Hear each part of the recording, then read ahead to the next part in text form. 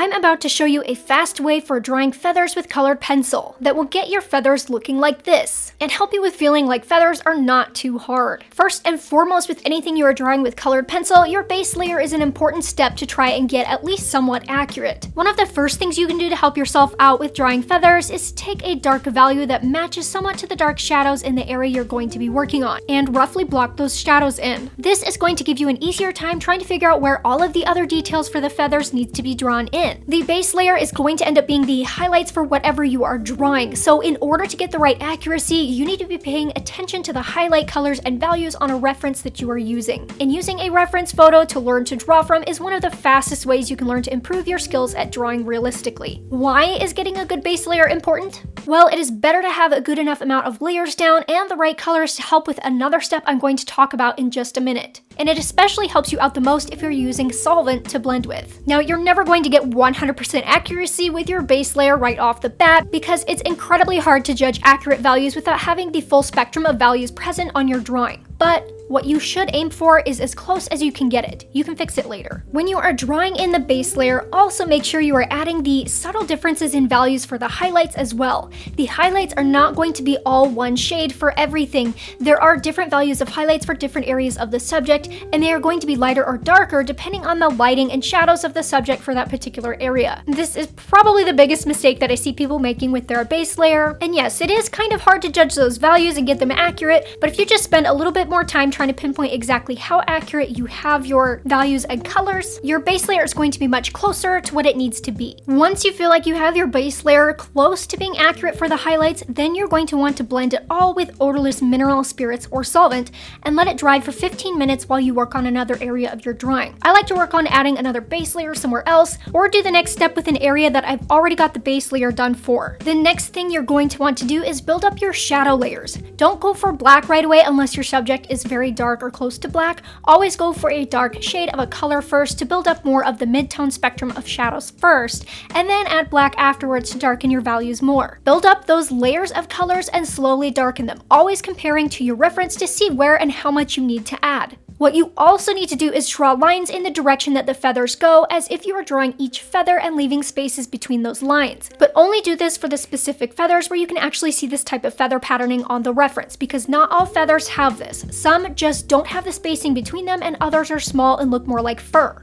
Work in all of the details that are necessary for this, try to draw good fluid lines, and be careful not to make unintended mistakes with too many overlapping lines, because that can also not look so good and make the feather details look like too much is going on. Drawing feathers is a lot like drawing fur. The lines are just going different directions. You want to give the indication that there are feathers there, not draw each feather out like you may have done when you were a kid. You want to add in all the necessary colors and values to be as dark and accurate as they are on the reference. This is an important step, because if you do not make sure they are very accurate, you will make things much harder for yourself with the next step. Once you have all of those dark values in, now you're ready for the next step. And that is to use a slice tool to scrape off the top layer and help create realistic feather details. Remember what I said earlier about blending with solvent, making things easier later on? Well, that is for this step. Why is blending out the base layer with solvent so important? Solvent breaks down the binders of the pencils and allows the pigments or the colors to be absorbed into the paper itself, instead of it sitting on top. This makes the effect of using a slice tool much more useful. Now, as you build more and more layers, it will gradually build up, and the accumulation of all of those layers, even though you've blended it with solvent, will still be sitting on the surface. But for the first few layers you blend with solvent to get a good base layer, this process works perfectly. Why does it make it more useful for using a slice tool? Now, when you scrape off that top layer of those shadows you just added with the last step, you reveal the colors you have underneath instead of just revealing white paper with a hint of color. You can't scrape off that blended base layer because it's in the paper. If you didn't use solvent to blend with previously, you're going to be scraping off all of the layers and revealing a color underneath that more closely resembles white. This technique of blending that base layer before scraping is incredibly useful for any subjects you are drawing that have different colored highlights and some midtones than the shadows. It makes the process of of drawing feathers or hair so much faster because now you don't have to intricately draw all of those shadow and color details between the highlight details. And the color revealed underneath is close to being what you already need for the highlights and midtones,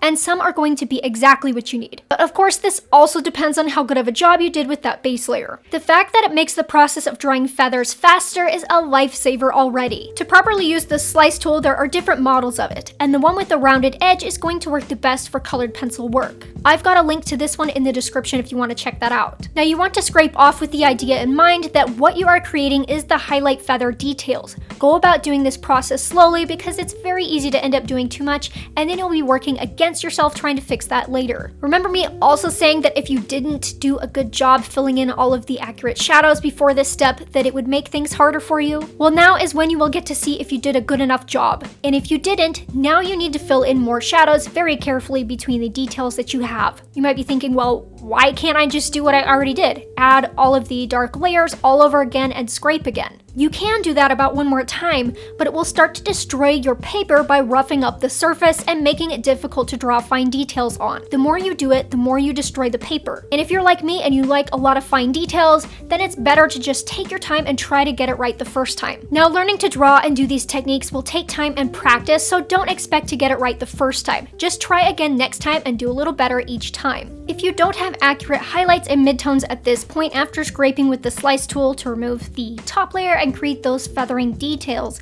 you can fix it by adding some layers on top to rework in the varying shades of midtones, adjust the highlights, and get the important different colors also. In fact, it is really easy to add some light color layers over the top of the highlights and midtones at this point to get a more accurate color. You just want to avoid adding them over your dark shadow layers because they will lighten them, and you don't want that. You want your shadows to be as accurately dark as possible. Having accurate shadow values is the most important step in a drawing looking realistic or not. And what is it you feel you struggle the most with about drawing feathers? Maybe I can make another video and answer your struggles. Let me know down in the comments. When it comes to drawing different types of feathers, like feathers that look more like fur, or even more techniques to drawing feathers with different colors, in the real-time lesson tutorial for this owl, I'm going to teach you all about that and get you on your way to having your feathers looking amazing. I go over the entire process I just went over in this video, more in depth, as well as a whole lot more to drawing with colored pencil to help you level up your drawing skills. Get access to loads of tutorials with super easy to follow along step-by-step instructions. Learn more about my video drawing lessons and sign up at jessicamatheny.com. There's a link right here on the screen. And I will see you in the next video.